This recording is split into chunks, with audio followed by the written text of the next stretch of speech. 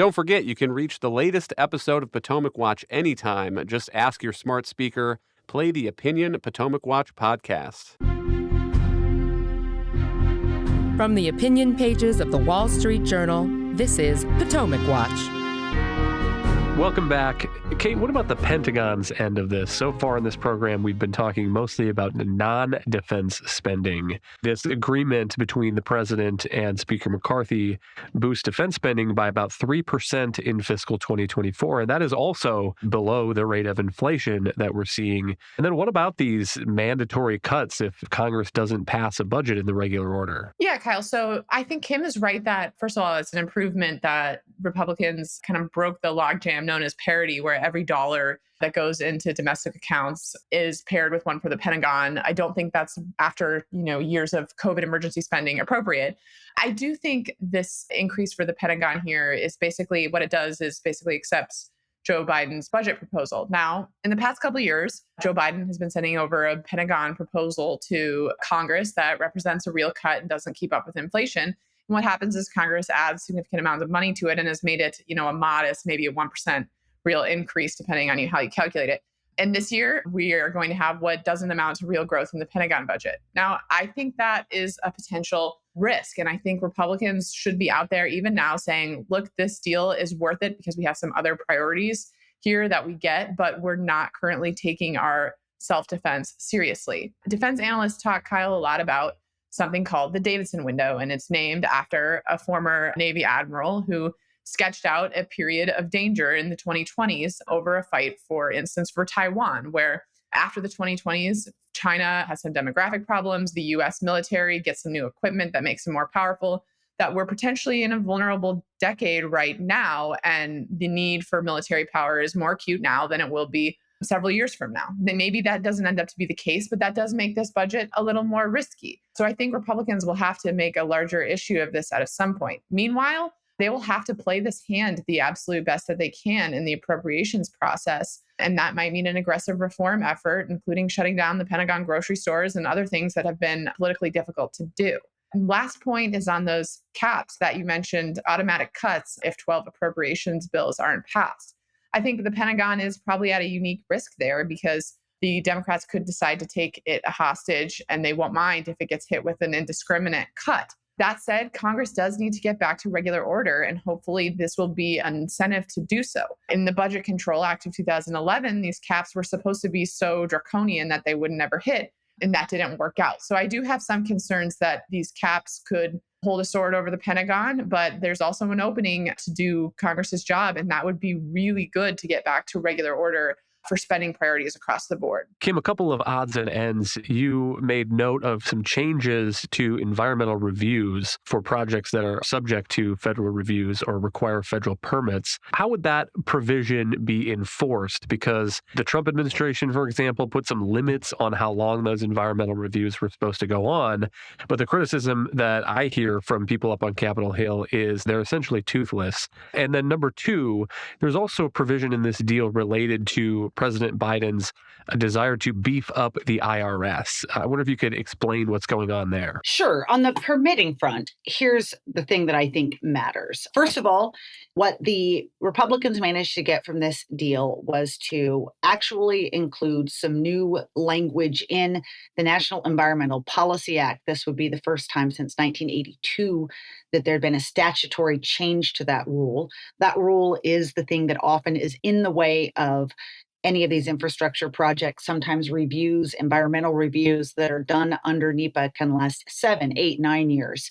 The Trump administration attempted to fix this with a regulatory change. And those changes, for instance, set a higher bar for what projects were subject to NEPA review, codified that there would be one lead agency on environmental reviews rather than multiple and overlapping ones, included a 1-year deadline for environmental assessments and a 2-year deadline for full environmental impact statements. Those were regulations. And the problem, of course, with regulations is that they can be repealed. And indeed, immediately upon taking office, Biden repealed them. So what this is doing is retaking most of those, putting them into statute. So a future Democratic president cannot necessarily just banish them. And there is your point about the toothlessness. One thing this does include is that if the federal government fails to hit these deadlines or to comply by these new NEPA rules, that the project manager, those that are doing the infrastructure project, can sue and get a court to try to enforce the deadlines and enforce the rules. Now, litigation is expensive, yes. Is there better ways to do this? There definitely are. Is there far more that needs to be done on permitting? Absolutely. But there is still a great desire by Democrats to get some reform so that they can more easily do their renewable transmission build out. And Republicans in the Senate and the House intend to use that as leverage to get some even greater NEPA reform. So there's still work for Congress to do. On the IRS, you've seen a lot of Republicans complaining about this. They wanted all $80 billion of that money from last year that went to the IRS to be repealed. That did not happen. Instead, what we know for certain is that the bill cuts $1.4 billion, but it's the money that was earmarked for this year for the IRS to increase its enforcement, which means that their plan to turbocharge their enforcement divisions are currently on hold.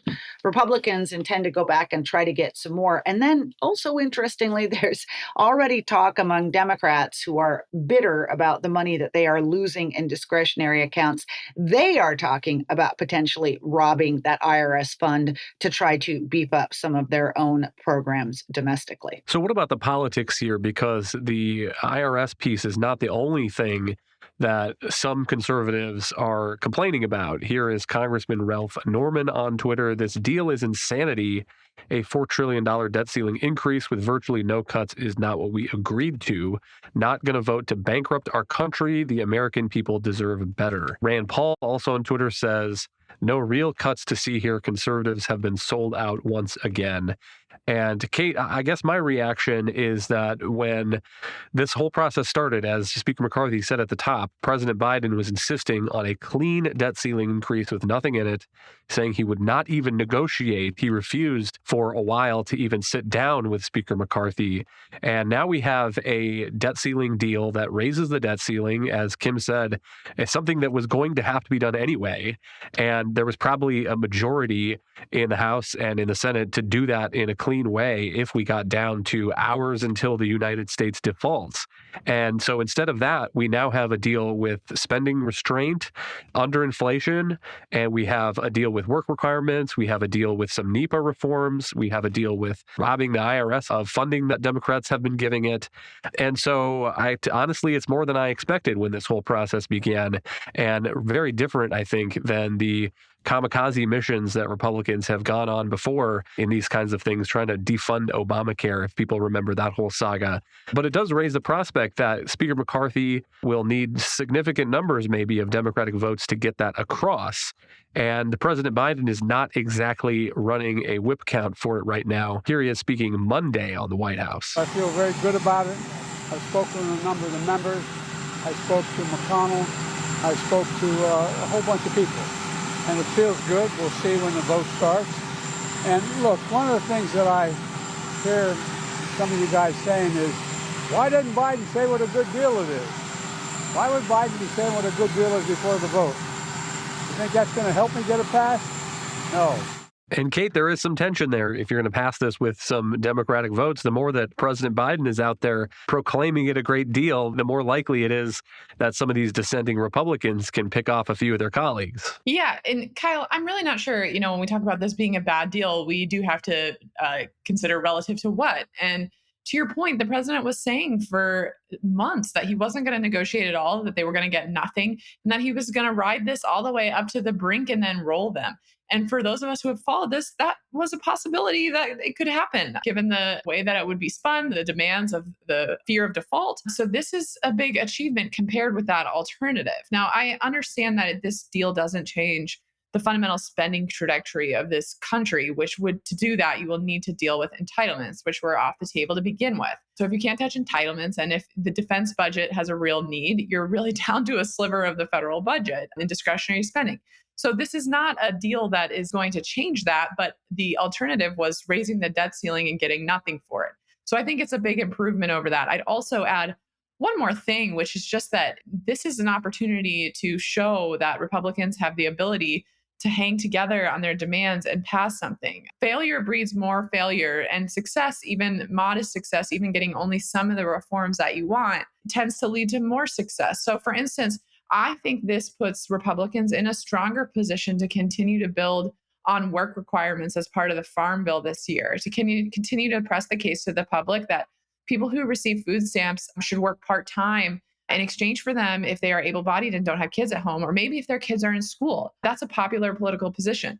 But if Republicans were to descend into dysfunction now and fail to pass this, they can forget about having that leverage in a Farm Bill, let alone to say anything about maybe extending work requirements into programs like Medicaid, which Democrats view as untouchable as a healthcare entitlement.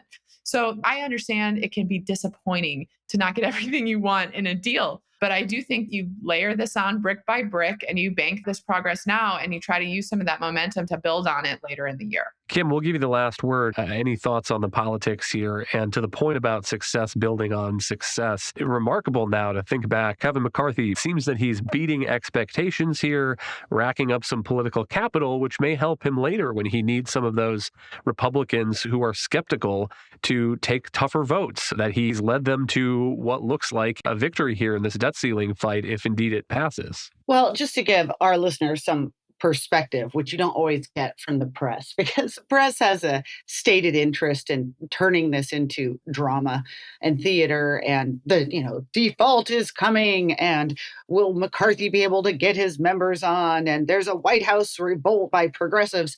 Look, the reality is that, barring one caveat, which I will lay out in a minute, this is likely to pass with significant votes in the House. For all you are hearing from some very vocal people on the right, these are people like Ralph Norman, Chip Roy, saying that this is an absolutely terrible bill and that McCarthy didn't get anything that he was supposed to get. I did a count and I have come up with about 9 people who have so far said that they will absolutely be a no. Now, those numbers are likely to grow. Scott Perry, who heads the Freedom Caucus, came out and had a press conference today voicing his misgivings. So there will be more members of the Freedom Caucus that will vote against this. But McCarthy is likely to retain a significant number of his members. And meanwhile, the leadership of the New Democrat Coalition, which is a more left-center leading caucus within the House, made up of about 100 Democrats, their leadership came out today and said that they would support it. Now, they may not get all 100, but again, you start to add these numbers up, you need 218. Now, the issue is procedural. This has got to go through the Rules Committee in the House. Republicans have a 9-4 majority on that committee, but 3 of those people in the Republican majority are people who have said that they will not support the bill. Now, if you do the math, that already is not enough to get it over the line. However, one of those, Tom Massey, who's a Kentucky Republican, he was on record months ago back during the speaker's fight saying that he never intended to use his position on the Rules Committee to single-handedly block the will of the majority. So based on that, there's some assumption that he will in fact allow this to simply move out of committee and then it can be dealt with on the floor. I can't agree with you more. I think McCarthy has really defied expectations here, not just by passing the bill in the first place, but by getting this deal with the president. And that's why you don't hear any talk, I would just point this out, of anybody suggesting that they're going to call for a motion to vacate the chair and revolt against him. He did a really great job of bringing in all corners of his caucus when they were putting together that bill to make everyone feel as though they were being heard, and they appreciate that. So I think it's a very good sign that while you see Republicans very forcefully speaking out against this bill, that nobody is suggesting that they're going to go all hostage level and try to take out McCarthy if they, as a single member, don't get what they want. Thank you, Kim and Kate. Thank you all for listening. You can email us at pwpodcast@wsj.com. If you like the show, please hit that subscribe button, and we'll be back tomorrow with another edition of Potomac Watch.